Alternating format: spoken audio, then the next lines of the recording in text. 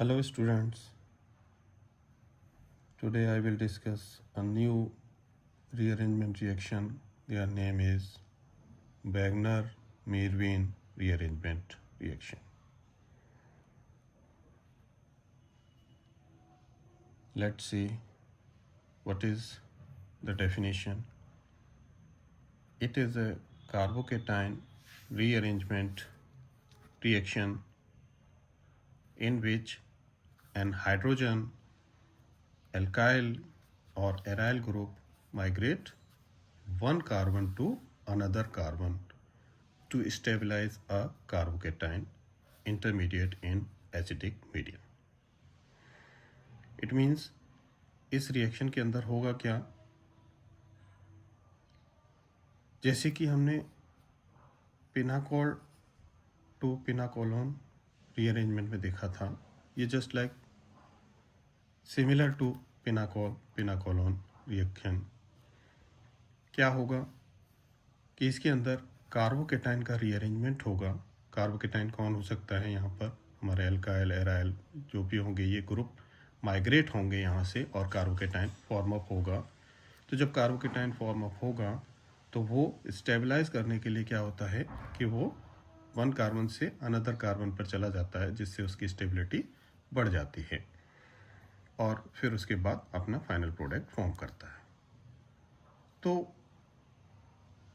Same तरीके से काम करेगी जैसे कि हमने पिनाकोलोन में देखी थी. ये रिएक्शन कॉमनली आपको देखने को मिलेगी अल्कोहल्स के अंदर, एल्काइल हैलाइड्स के अंदर एंड एल्कीन्स के अंदर.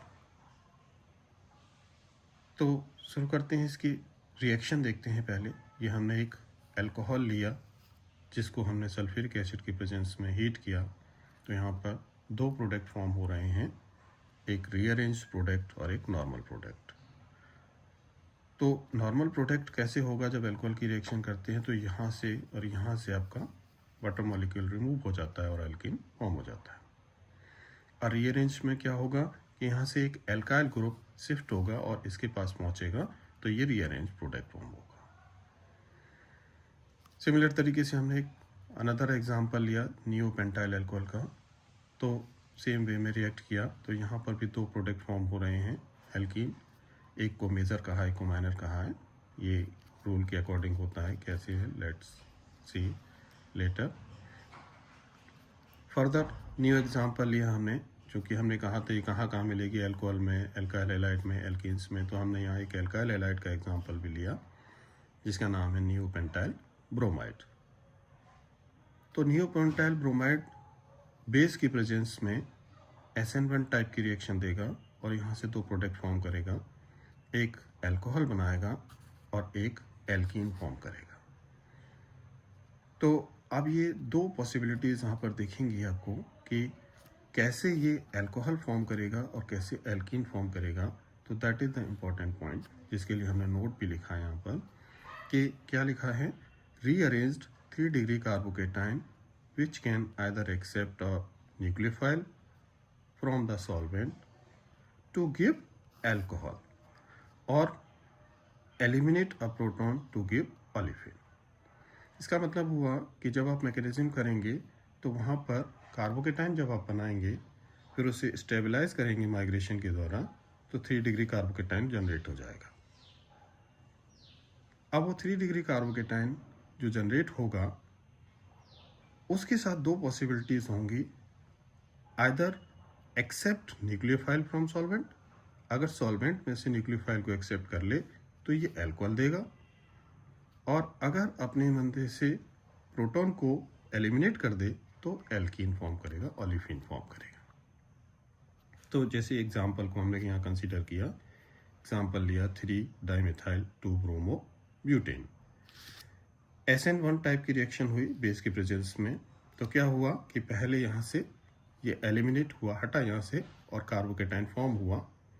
जब कार्बोकेटाइन फॉर्म हो गया तो फिर वहाँ पर रीअरेंजमेंट हुआ, यहाँ से ये मिथाइल ग्रुप शिफ्ट करके इसके पास शिफ्ट किया, भेज दिया, तो ये न्यू स्टेबलाइज कार्बोकेटाइन फॉर्म हो गया. अब यहाँ ये कंडीशन अप्लाई होती है कि कार्बोकेटाइन जो बना वो दो तरीके की पॉसिबिलिटी शो करेगा कि either accept nucleophile from base, base में से सॉल्वेंट में से अपना OH को एक्सेप्ट करे और एल्कोहल फॉर्म करेगा। अदरवाइज ये कार्बोकेटाइन अपने अंदर से एक प्रोटॉन को एलिमिनेट कर देगा और यहाँ पर डबल बॉन्ड लाकर एल्कीन फॉर्म कर लेगा। तो ये दो पॉसिबिलिटीज़ यहाँ रहेंगी क्योंकि ये रीअरेंजमेंट रिएक्शन है हमारी। तो फाइनल प्रोडक्ट हमारा अगर एल्काइल हैलाइड के साथ ये रिएक्शन शो हो रही है तो वहाँ पर एल्कोहल हुआ। और सेम तरीके से हमने नेक्स्ट रिएक्शन और भी ली जिसमें हमने फिनाइल ग्रुप कनेक्ट किया सिंपली। तो यहाँ ये ध्यान देना है जो भी फिनाइल एनालॉग होते हैं वो अपना जो प्रोडक्ट बनाते हैं वो विदाउट रीअरेंजमेंट ही फॉर्म अप करते हैं। तो ये बहुत सिंपल सी मैकेनिज्म होने वाली है जैसे कि पिनाकोलोन में हुई थी। रिएक्शन आपको कौन सी आगे कैरी ऑन करनी है जिसको हम मैकेनिज्म में कंसीडर करेंगे, तो हम यहाँ ये अल्कोहल वाली रिएक्शन को आगे कैरी ऑन करने वाले हैं। तो लेट्स सी, आप इसकी मैकेनिज्म देखते हैं कैसे अल्कोहल से हमारा एल्कीन फॉर्म अप होता है। आप चाहें तो एल्काइल हैलाइड लेकर भी कर सकते हैं, तो वहाँ पर आपको ये दो प्रोडक्ट फॉर्म करके अलग अलग दिखाने पड़ेंगे। तो शुरुआत करते हैं कि इसकी मैकेनिज्म कैसे होगी। तो चलिए अब इसकी मैकेनिज्म शुरू करते हैं। मैकेनिज्म के अंदर कुछ फॉलोइंग स्टेप्स होने वाले हैं।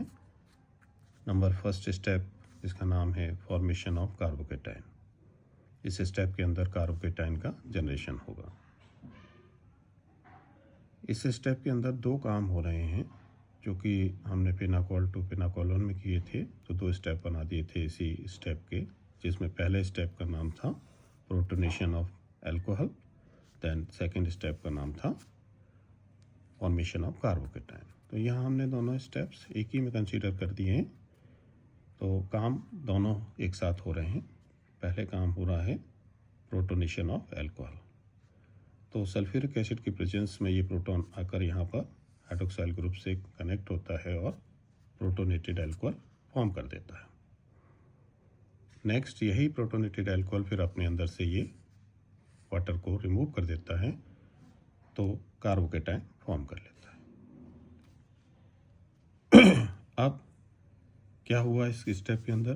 Generally the protonation of alcohol followed by loss of water molecule, it form 1 degree carbocation. तो इस स्टेप के अंदर कार्बोकेटाइन फॉर्म हो गया 1 डिग्री आपका। यही कार्बोकेटाइन नेक्स्ट स्टेप के अंदर कैरी ऑन हो रहा है, स्टेप नंबर 2, जिसका नाम दिया है रीअरेंजमेंट ऑफ कार्बोकेटाइन या 1,2 एल्काइल शिफ्टिंग। सेम वे में जैसे वहाँ होती थी।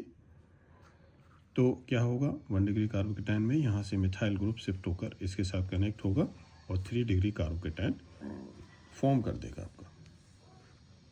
तो जब 3 डिग्री कार्बोकेटाइन फॉर्म हो गया तो इसका मतलब वो मोर स्टेबल हो गया। अब स्टेप नंबर 3, यहीं पर इंपॉर्टेंट बात आपको ध्यान देनी है कि हमने जहाँ डिस्कस किया था रिएक्शन के टाइम पर कि आपको जब 3 डिग्री कार्बोकेटाइन फॉर्म हो जाएगा तो दो तरीके की पॉसिबिलिटीज़ होंगी, जिसमें से पहली कि 3 degree carbocation either accept nucleophile to form rearranged product alcohol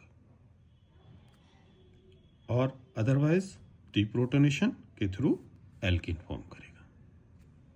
तो यहाँ पर हमने ये 3 डिग्री कार्बोकेटाइन थर्ड स्टेप में लिया।